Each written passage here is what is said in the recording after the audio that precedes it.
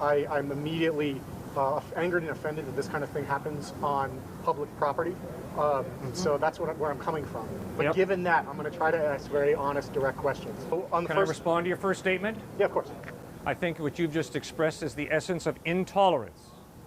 I respect anybody's right to stand out here, be they atheist, communist, Marxist, Leninist, capitalist, agnostic, Buddhist, Hindu, Muslim, and say what they want to say.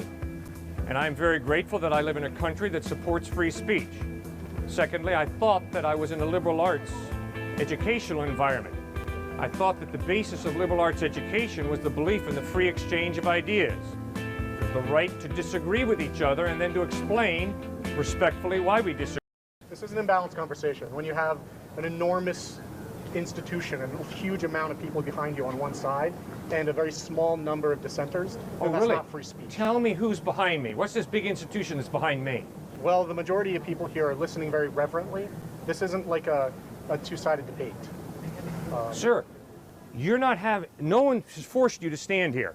No one's forced me to stand here. I'm under the impression that you have a free will and you've chosen to be there. And I respect that.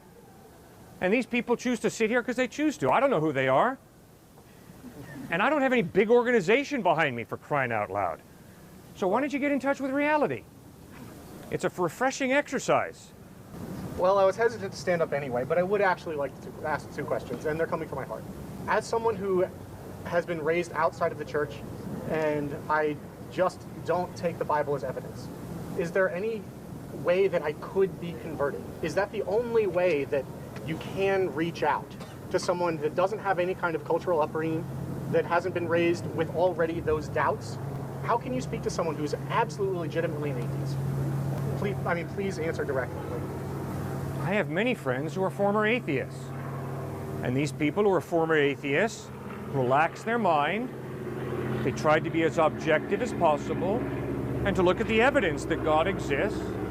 And then once they move from atheism to theism, then they relax their mind. They tried to be as objective as possible and read the Gospels, not as the Word of God, simply as accurate history, because the evidence is the Gospels give us some accurate history. And confronted by the lifestyle, teachings, death, and resurrection of Christ, they saw the evidence is Christ is reliable, and they chose to put their faith in Him.